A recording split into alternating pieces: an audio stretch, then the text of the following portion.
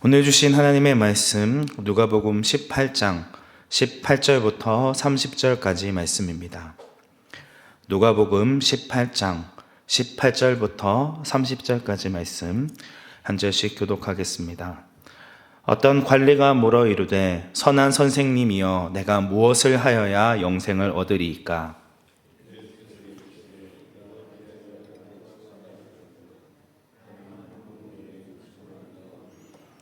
내가 계명을 안 하니 간음하지 말라, 살인하지 말라, 도둑질하지 말라, 거짓 증언하지 말라, 내 부모를 공경하라 하였느니라.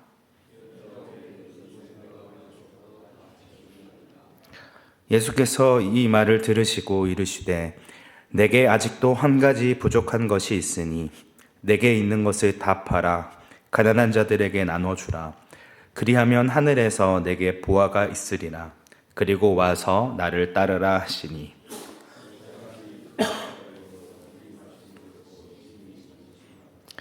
예수께서 그를 보시고 이르시되 재물이 있는 자는 하나님의 나라에 들어가기가 얼마나 어려운지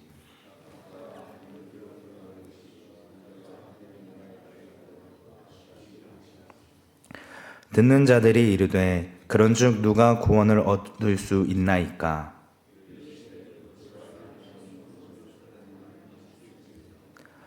베드로가 여짜오되 보옵소서 우리가 우리의 것을 다 버리고 주를 따랐나이다.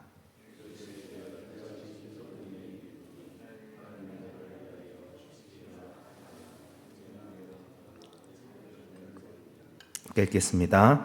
현세에 여러 배를 받고 내세에 영생을 받지 못할 자가 없느니라 하시니라. 아멘. 오늘의 본문의 말씀은 부자 관원의 이야기입니다. 공관복음 전체에서 다루고 있을 만큼 중요한 말씀이기도 합니다.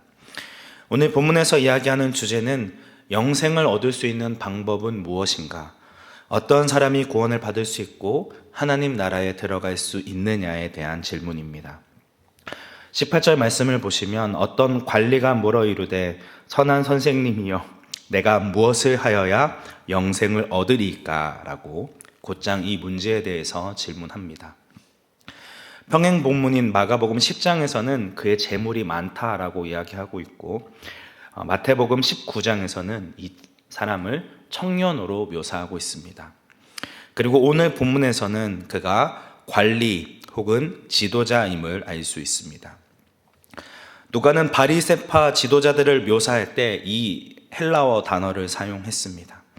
이를 통해 이 사람은 바리새파 지도자 중에서도 회당장이었다라고 추측하기도 하고 청년이라고 나와 있기 때문에 회당장까지는 아니었을 거다 주장하는 사람들도 있습니다. 중요한 사실은 그가 유대의 종교 지도자인 동시에 젊고 부유하며 사람들의 존경을 받는 사람이었다는 사실입니다. 하지만 그는 누구나 부러워하는 자신의 모습에도 만족하지 못합니다. 자신의 종교와 부가 평안과 기쁨을 주지 못한다는 사실을 알았고 이에 대한 깊은 결핍을 가지고 예수님을 찾아옵니다.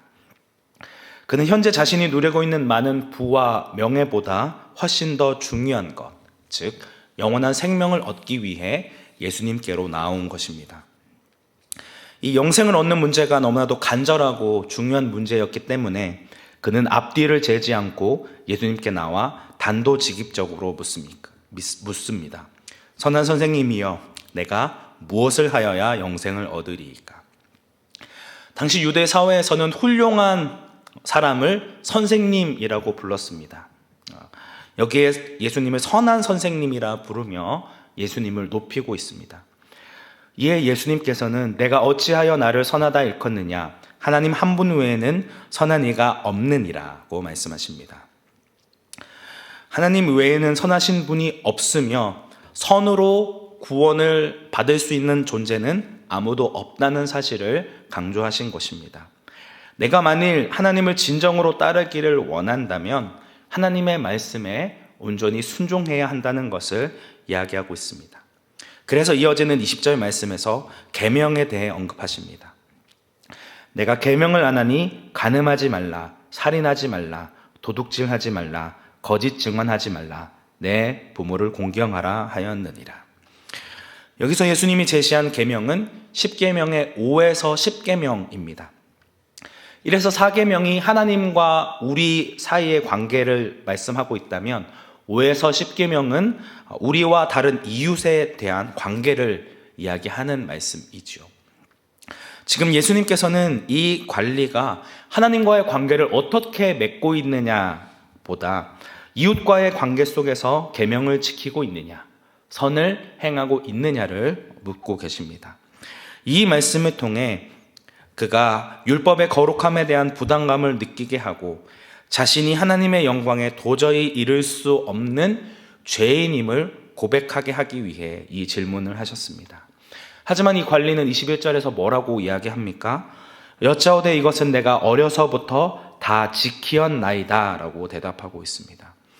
그는 예수님께서 요구하시는 모든 율법을 항상 지켜왔다고 자신 있게 답변합니다. 당시 유대교에서는 율법에 하나님의 뜻이 담겨 있었다고 믿고 있었습니다.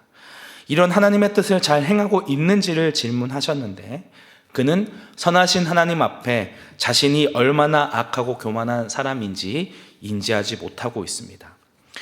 오히려 지키기 어렵고 까다로워 보이는 율법들까지 최선을 다해 실천하고 있다고 믿으며 자신을 의로운 존재라 착각하고 있습니다. 그는 하나님을 사랑하고 이웃을 사랑하라 주신 율법의 원래 목적을 상실한 채 단순히 행위적으로 율법을 지키는 것을 자신의 자랑이자 의로 삼고 있었다는 것입니다. 부자 관리의 확신에 찬 답변에 예수님은 어떻게 반응하셨을까요? 22절 말씀 함께 합독하도록 하겠습니다. 예수께서 이 말을 들으시고 이르시되 내게 아직도 한 가지 부족한 것이 있으니 내게 있는 것을 다 팔아 가난한 자들에게 나눠주라. 그리하면 하늘에서 내게 보화가 있으리라. 그리고 와서 나를 따르라 하시니. 이 말씀을 좀 더 풀어서 설명하자면 이런 질문입니다. 내가 진정으로 이웃을 사랑하고 이 모든 계명을 다 지켰다고 할 수 있느냐? 그렇다면 내게 있는 모든 것을 다 팔아 가난한 자들에게 나누어 주고 나를 따르라. 그렇게 한다면 내가 이 땅 가운데서 누리고 있었던 부와 명예와는 비교할 수 없는 하늘의 부활을 얻게 될 것이다 라고 말씀하신 것입니다. 왜 예수님께서는 이 부자 관리에게 재산의 일부도 아닌 그가 가진 모든 것을 팔아 가난한 자들에게 나눠 주라는 극단적인 말씀을 하셨을까요? 이 관리에게는 자신이 소유하고 있는 재산이 자신의 삶의 가장 중요한 우상이었기 때문입니다. 그는 자신의 재산을 사랑했고 이를 의지했으며 하나님보다 이를 더 사랑하였습니다. 그렇기 때문에 재산의 문제를 해결하지 않고서는 예수님을 따를 수 없었습니다. 그렇기 때문에 예수님께서는 아직 너에게 한 가지 부족한 점이 있는데 그것이 무엇이냐? 네가 정말 영생을 얻기 위해 나를 찾아왔는데 정말 그 영생을 얻기를 원하느냐?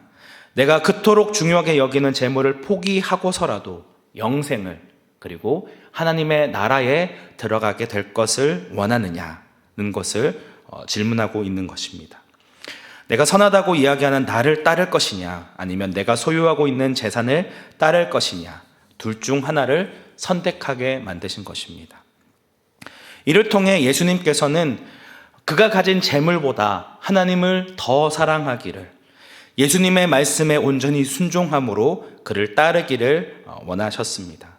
그렇기 때문에 그가 가진 모든 것을 다 팔고 나를 따르라 말씀하신 것이죠.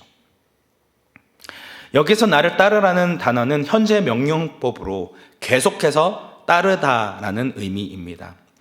이 청년이 단 한 번 자신의 모든 재물을 가난한 자들에게 주기만 하면 끝나는 것이 아닙니다. 이후로도 계속해서 자신의 정욕과 탐심을 부인하며 자기 십자가를 지고 예수님을 따를 것을 명령하고 있는 것입니다. 이와 같은 예수님의 요구는 너무 많은 것을 희생해야 하는 결코 지킬 수 없는 비현실적인 명령으로 여겨집니다. 이러한 요구는 오늘 예수님을 따르고자 하는 모든 제자들에게도 동일하게 적용되어지는 요구이기도 합니다. 그럼 우리가 예수님을 따르기 위해 우리의 모든 것을 다 내어 주어야만 주님을 따를 수 있을까요? 그렇지 않습니다. 다만 우리의 우선순위가 예수님이어야 하고 내 삶의 가장 중요한 첫 번째 자리를 예수님께 내어드릴 수 있어야 한다는 것을 이야기하고 있습니다. 예수님의 말씀에 순종하기 위해서는 그 어떤 것이라도 포기할 수 있는 마음을 가지고 있느냐, 즉 예수 그리스도보다 더 사랑하는 우상이 있어서는 안 된다는 것을 이야기하고 있는 것이죠. 결국 이 이야기를 들은 사람은 23절의 말씀과 같이 심히 근심합니다. 큰 부자였기 때문에, 자신이 가진 재물을 포기할 수 없기 때문에 결국 하늘의 보화를 얻지 못하고 영생을 얻는 길을, 하나님 나라에 들어갈 수 있는 길을 포기하고 맙니다. 이 사람에게 부족했던 한 가지는 전적으로 하나님을 따르고자 했던 마음이 없었기 때문입니다. 만약 이 관리가 진정으로 율법을 주신 하나님을 사랑하고 그 율법을 지키고자 애썼다면 어땠을까요? 외적인 행동으로만 율법을 지키는 것이 아니라 5계명에서 10계명에서 이야기하는 이웃 사랑을 실천했다면, 소외받고 도움이 필요한 이웃을 위해 자신의 재물을 아낌없이 쓰는 구체적인 행위가 있어야 했습니다. 하지만 그는 가난한 자들에게 어떠한 관심도 없었으며 결국 예수님께서 말씀하신 하나님 사랑과 이웃 사랑에 실패한 자로 드러나게 됩니다. 그럼에도 예수님께서는 이 관리를 바라보시며 다시 한번 말씀하십니다. 재물이 있는 자는 하나님의 나라에 들어가기가 얼마나 어려운지, 낙타가 바늘귀로 들어가는 것이 부자가 하나님의 나라에 들어가는 것보다 쉬우니라. 바늘귀는 당시 구멍 중에 가장 작은 것을 대표하고 있고, 낙타는 가장 큰 동물의 대표였습니다. 사실상 부자가 천국에 들어갈 수 없다는 것을 선언하신 것입니다. 그럼 이 말씀을 하신 의도가 너는 절대로 구원을 받을 수 없다는 걸 재차 확인하기 위함이었을까요? 그렇지 않습니다. 다시 한번 너의 삶을 돌아보라는 말씀을 하신 것입니다. 부자가 하나님의 나라에 들어가는 것은 결코 쉽지 않지만, 지금이라도 내가 소유하고 있는 모든 재물을 내려놓을 수 있다면, 선하신 하나님의 율법을 따라 이웃 사랑을 실천할 수 있다면 그 나라에 들어갈 수 있음을 도전하신 것입니다. 그 어떤 대가를 지불하고서라도 결코 아깝지 않을 영원한 가치가 예수님께 있음을 믿고 돌이키라는 말씀을 하고 있는 것이죠. 하지만 안타깝게도 이 관리는 어떠한 반응도 보이지 않습니다. 반면 예수님의 말씀을 들은 사람들은 그런즉 누가 구원을 얻을 수 있나이까? 라고 크게 놀라며 질문합니다. 이러한 반응은 무엇을 전제하고 있습니까? 하나님의 복을 받아 많은 재산을 소유하고 있는 사람은 천국에 가까운 사람이라 여기고 있었다는 것을 보여주고 있습니다. 유대인들은 하나님의 나라에 들어가는 데 있어서 누구보다 유리한 조건을 갖춘 사람이 곧 부자라고 생각하고 있었습니다. 하지만 예수님께서는 부자가 하나님의 나라에 가까운 것이 아니라 전문맥에 있는 17절 말씀과 같이 어린아이와 같이 하나님의 말씀을 전적으로 신뢰하고 받아들이는 자가 하나님의 나라에 가깝다라고 말씀하셨습니다. 그리고 27절의 말씀에서 무릇 사람이 할 수 없는 것을 하나님은 하실 수 있느니라고 말씀하셨습니다. 구원은 전적으로 하나님께 달려 있음을 이야기하고 있습니다. 그 어떤 사람도 하나님 앞에 선하다 할 수 없으며 자신의 어떠한 조건으로도 구원받을 수 없음을 다시 한번 강조하고 있습니다. 이 말씀은 하나님의 택함받은 백성들은 이 부자 관리와는 달리 자신의 모든 것을 포기하고서라도 하나님을 선택하는 삶을 살게 된다는 것을 이야기하고 있습니다. 이어지는 29절부터 30절까지 말씀에서 예수님은 하나님의 나라를 위하여 집이나 아내나 형제나 부모나 자녀를 버린 자는 현세에서 여러 배를 받고 내세에 영세를 받지 못할 자가 없느니라고 말씀하셨습니다. 다소 충격적인 말씀이신데 앞서 말씀드렸듯이 실제로 집이나 아내, 형제, 부모를 버리라는 말씀이 결코 아닙니다. 관리에게 얘기했던 것처럼 모든 것을 다 팔라는 말씀도 아닙니다. 하나님의 택함 받은 자들은 하나님의 나라를 위해 세상의 그 어떤 것도 포기할 수 있으며 예수님을 최우선순위에 두는 자라는 것을 다시 한번 강조하고 있습니다. 하나님의 백성들은 어쩔 수 없이 가족들의 배척을 받을 수밖에 없고 세상 사람들에게 이해받지 못하는 삶을 살 수밖에 없습니다. 하지만 그럼에도 예수님을 최우선 순위로 살아가는 자들은 현세와 내세에 모두 복을 받게 될 것을 말씀하고 있습니다. 그런데 여기서 나오는 현세에 받을 복은 세상적인 관점에서 이야기하는 재물의 복을 이야기하는 것이 아닙니다. 혈통적인 가족을 잃는 대신 함께 예수님을 따르고 함께 믿음의 싸움을 싸워 나갈 영적인 가족, 서로를 돌보고 사랑하는 믿음의 동역자들을 많이 얻게 되어질 것을 이야기하고 있습니다. 또한 내세에는 영생, 하나님의 나라에 들어가는 복을 누리게 될 것을 말씀하고 있습니다. 사랑하는 성도 여러분, 우리의 시선은 어디를 향해 있습니까? 이 땅에서 조금 더 편하게 누리게 될 세상의 부귀영화입니까? 아니면 하나님께서 허락하실 영원한 나라에서 누리게 될 영원한 생명입니까? 우리는 여전히 하나님보다 더 사랑하는 무언가가 있는지를 돌아보아야 합니다. 그리고 주님께로 돌이켜야 합니다. 이 말씀 앞에 이런 반응이 나올 수 있습니다. 지금 나는 예수님의 말씀을 최우선 순위로 두고 살아가고 있지 못한데 그럼 나는 구원을 받지 못한 자입니까? 나는 영생을 얻을 수 없는 자입니까? 라는 질문을 할 수 있습니다. 저는 그것을 알 수 없습니다. 오직 구원은 전적으로 하나님의 택하심과 주권에 달려 있기 때문입니다. 분명한 것은 하나님의 나라에 들어가는 것은 주변 사람들에게 보여지는 외적인 신앙의 모습이나 헌신, 봉사가 아닌 하나님께 택함을 받았느냐의 문제라는 것이죠. 그럼 우리는 무엇을 기도해야 할까요? 지금 당장 그 삶을 살지 못한다 하더라도 주님께서 우리를 그 삶을 살아갈 수 있도록 인도하시고 붙드실 것을 믿으며 그리스도의 은혜에 합당한 삶을 살아갈 수 있는 힘과 능력을 달라고 간구해야 한다는 것입니다.